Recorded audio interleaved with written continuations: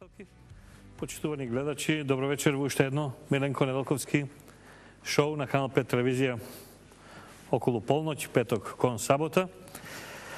I šte jedan gost koji go dade som od stranstva, odnosno ostvarujeme, neli, jaz vo moje to intervju za Antena vo avgust. Najave vdeka ќе donesam ova godina vo мојата емисија гости од 4 континента. За сега ја исполнувам таа обврска, земајќи предвид дека ете дојде од централна, односно централна Јужна Америка. Имав од Европа, очекувам да дојде кон крајот на април гост од Соединените Американски држави. Вечерва ви представувам гост кој доаѓа од Јужноафричка република. Допатува со авион од Јоханесбург до Даблин и од Даблин до Скопје за да гостува во мојата емисија. Дами и господа, да ви го представам мојот пријател од Јужна Африка, Мајкл Телинџер. Мајкл, please. Hello, Milenko. Welcome to Macedonia, welcome to Skopje, welcome to my show. Thank you very much. Lovely to be here. Yeah. Мајкл е заговорник на една интересна филозофија која се вика Ubuntu filozofija, која е со традиција, со векови, со милениуми, која потекнува од онака баш крвта афричка, корените кои се. И една од дебатите кои ќе разговараме со него е тоа. Иако се работи за исклучително богата фигура, која постојано шета, ете најде термин да дојде кај мене. Сега, после мојата емисија се враќа назад за Јужна Африка и некаде околу 12 април дојде пак во Европа, каде што ќе биде гост на еден лик со чии книги сум растел и растеле генерации кои се моите во 70-тите години. Тој лик се вика Ерих фон Денекен, голем истражувач и кој слави 80 години и на тој по повод роденденот и прославата на 80 години Мајкл има тамо свое обраќање, односно е тамо гост, така? Yes, that's right, yeah. Тоа ќе биде некаков каков ивент? Ќе биде тоа каков настан? Yeah, it is a two-day conference with speakers from many countries around the world, researchers and authors on ancient civilizations and that subject matter, and my research falls right into that. So. Инаку Мајкл е исто така гост, пријател со мој пријател Семир Османагич од откривачот на босанските пирамиди. И со него има исто така истражувања, така да еден цел свет сакал некил се собира околу себе. Мајкл, уште еднаш добро дојде во мојата емисија и ти благодарам што најде време да допатуваш од другата страна на планетата. Thank you very much. Thanks. It's wonderful to be here. Мајкл, Телинџер ми донесе и ми посвети своја книга. Еве посветата тука внатре.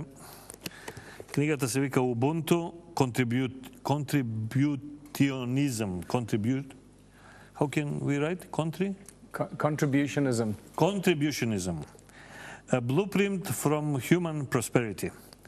Exposing the global banking fraud. Мајкл Телинџер. Ова е цела една филозофија, цела една книга која со голема радост ќе ја прочитам и која всушност ја донесува.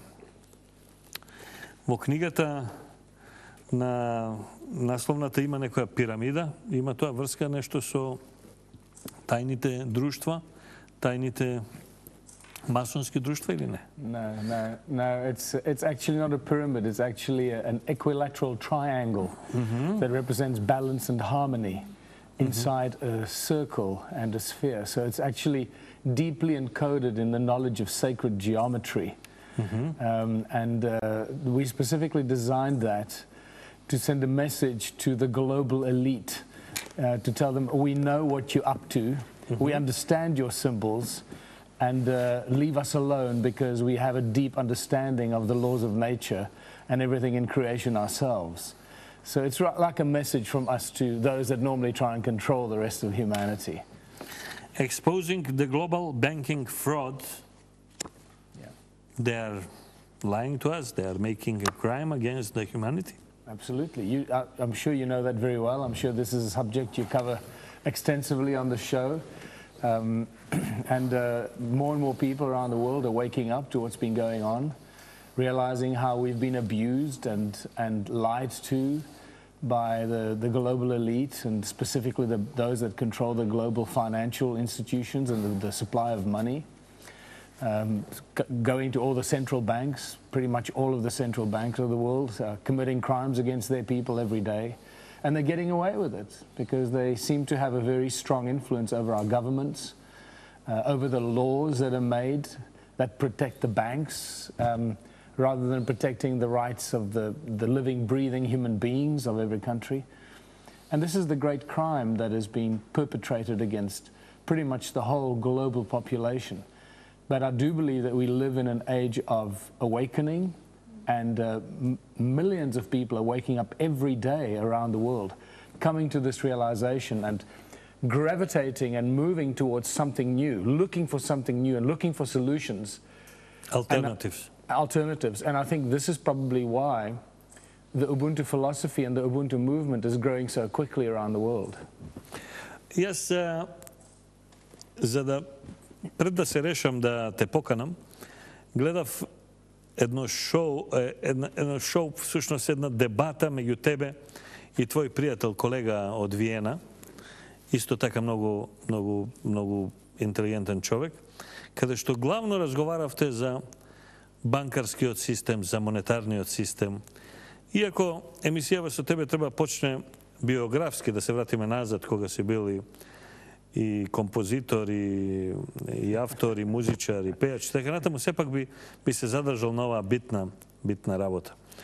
Можеме ли на почетокот од емисијата, ево моје прво прашање, па потоа и моите гости, добро вечер за Никола Деков и Тања Каракамишева, и простете што не ви дадов на почеток малку простор, меѓутоа многу ми е интересен гостин.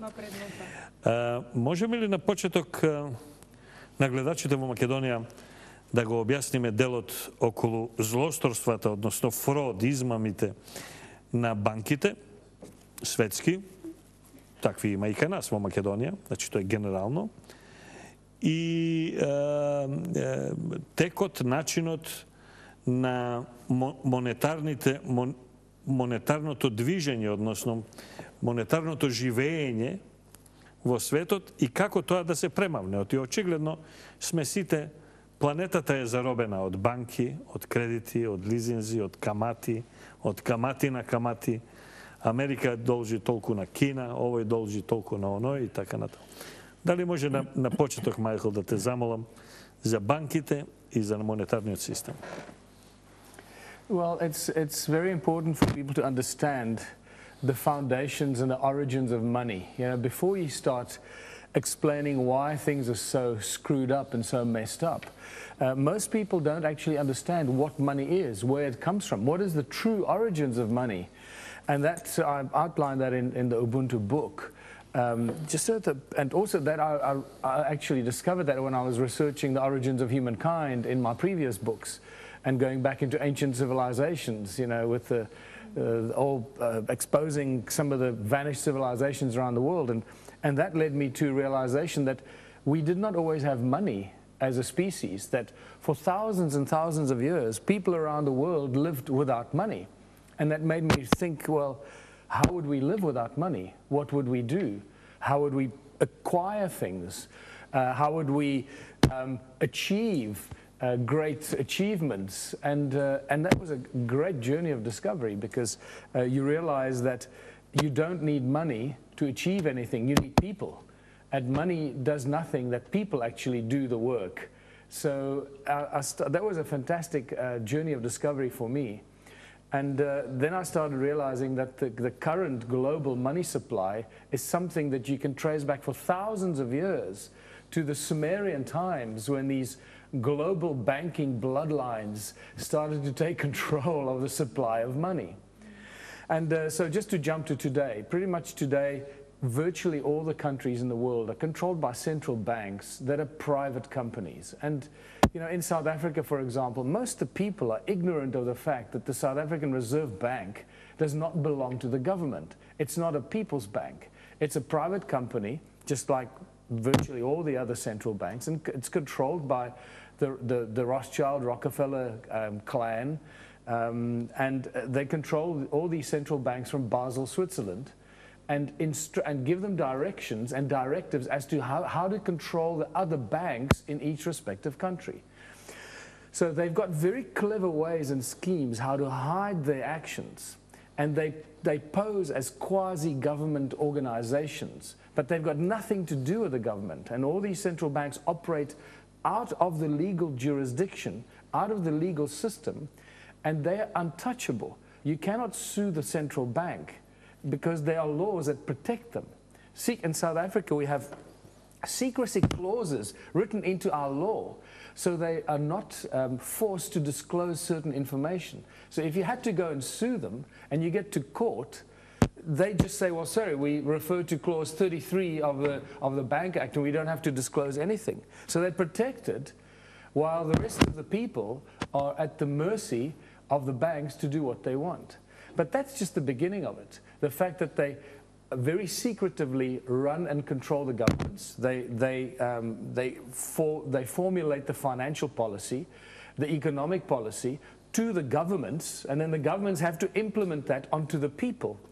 And then they allow all the banks, the private banks that operate in each country. In South Africa, we have 4 major banks: ABSA, Nedbank, First National Bank, and I forget the other one. And these banks basically are allowed by the Reserve Bank to issue and make money out of thin air.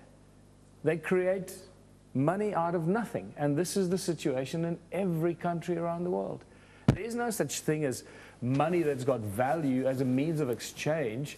This is just pieces of paper that are created as instruments of debt. And most of the time, there are actually no pieces of paper. It's just an electronic format that could disappear at the press of a button. And so they create this money out of thin air, enslave the entire population of people, steal the mineral resources, because in South Africa, you know, we've got platinum, gold, diamonds, chrome, copper, everything you can imagine, and coal. And all these, first of all these mines are owned by foreign companies, and the Reserve Bank is, in many cases, especially in gold, the company that buys up all these precious minerals with what? They buy it up with pieces of paper that they create out of nothing. So it's a worthless piece of paper, and in this way they're stealing our mineral resources for nothing. For nothing.